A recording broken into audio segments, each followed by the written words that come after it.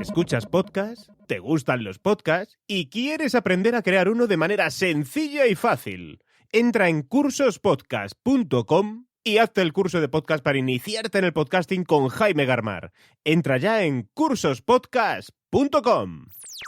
Episodio 28. ¿Cómo eliminar las muletillas al hablar en nuestro podcast?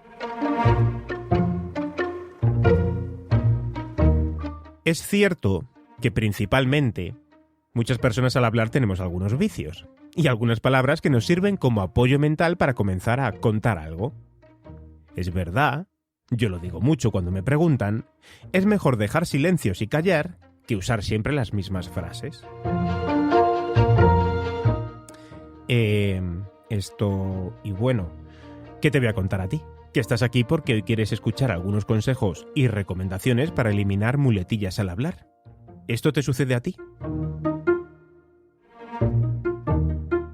La frase de la semana es la que se le otorga a Jean Piaget.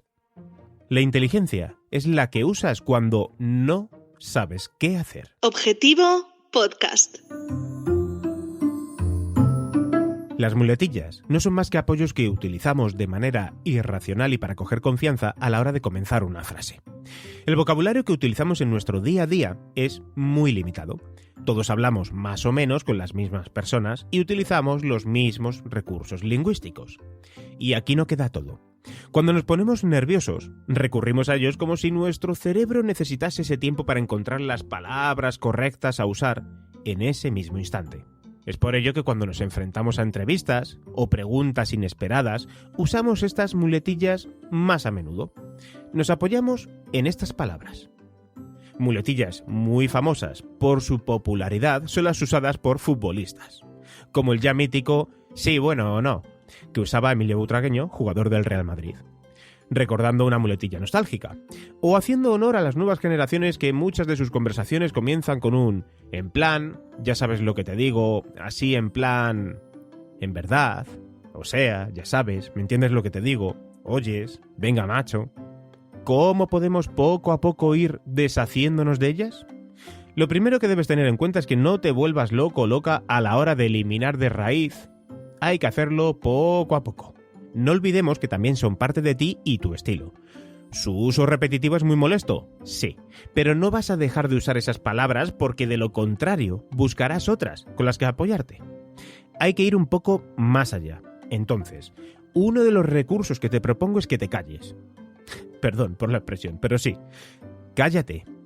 El y bueno, antes de comenzar una frase y usarlo continuamente, no te ayuda. Así que, cállate y comienza con el inicio de la frase que vayas a usar. Por ejemplo, y bueno, Mari Carmen, cuéntanos, ¿qué tal tu semana? En este caso sería, te callas y dices, Mari Carmen, cuéntanos, ¿qué tal tu semana? Entiendo que en ocasiones quieras cortar a esa persona porque se está extendiendo en su mensaje. Si tienes que hacerlo, no cortes con un y bueno continuamente, sino que inicia tú otra frase que esté ligada con lo que venís hablando para a continuación usar otras frases de transición. Como te venía diciendo, otro asunto que quería tratar contigo, a colación de lo que venimos hablando, desde luego otro asunto importante con lo que estamos tratando, Otro de los recursos más utilizados por grandes profesionales de la comunicación es repetir las últimas palabras que ha dicho el otro interlocutor, para continuar él. Por ejemplo, por ir terminando, Manuel, que llevo un rato contándote aquí mi semana en la sierra, que han sido unos días espectaculares, con muchísimo sol y unas temperaturas buenísimas. Y aquí continúas tú. Unas temperaturas buenísimas las que ha tenido Marta en sus vacaciones. ¡Ay, qué envidia! Y hablando de envidias, ¿quieres ponernos los dientes largos tú? Envíanos un mensaje de WhatsApp al 699 tal y danos envidia. ¡Vamos! ¿Lo veis? Te lo vuelvo a repetir. Marta ha terminado con muchísimo sol y unas temperaturas buenísimas. Y Manuel ha iniciado unas temperaturas buenísimas las que ha tenido Marta en sus vacaciones. ¡Ay! ¡Qué envidia!, ¿no? De esta manera es una muletilla. Es una muletilla, pero que pasa muy desapercibida, porque lo que estás haciendo es empezar a dar pie a otra sección de tu podcast, pero hilando con lo que se venía hablando anteriormente. ¿Lo veis? Este recurso es utilizado cada día, tanto en televisión o radio. sin darnos prácticamente cuenta porque ya estamos acostumbrados y no es nada molesto. Además, es un recurso muy utilizado cuando alguien se pierde en el guión o cuando alguien está improvisando, porque de ese modo engancha y coge fuerza para hilar con el siguiente contenido que tiene que comunicar, que transmitir.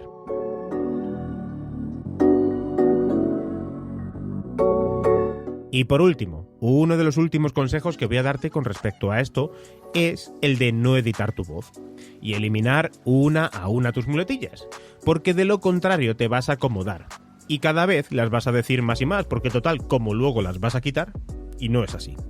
Debes quitártelas tú, pero de manera natural. Cuando nos enfrentamos a un micrófono, tenemos la sensación de que tenemos que hablar continuamente, que los silencios son incómodos, que nos vamos a quedar en blanco si no decimos cualquier cosa y no. Los nervios son geniales que los tengas. Ojalá no los perdamos nunca, pero los silencios son preciosos. Ese segundo que callas te servirá para pensar. Y vas a pensar, pues yo aquí antes decía un y bueno o un o sea, y ahora estás callado pensándolo. Además de esto, usa el otro recurso que te he dicho, cuando estés con otra persona grabando, ¿vale? El de repetir su última frase. A ver qué tal se te da, ya verás cómo te ayuda. Cuéntamelo, escríbeme a través de las redes sociales como @ivanpachi o comentar algunos de los artículos de mi blog y me cuentas qué tal te ha ido. Y por último, si además de todo esto que te he contado quieres hacer una buena acción, dile a tu editor de audio o productor de podcast, como puedo serlo yo, oye, por cada muletilla que use indebidamente, cóbrame 1 euro y lo donamos a Cruz Roja o al Banco de Alimentos. Y yo, encantado. Hasta que llegue el día que nos quitemos esas muletillas de encima y entonces donemos a la Cruz Roja o al Banco de Alimentos porque sí, porque es lo que hay que hacer.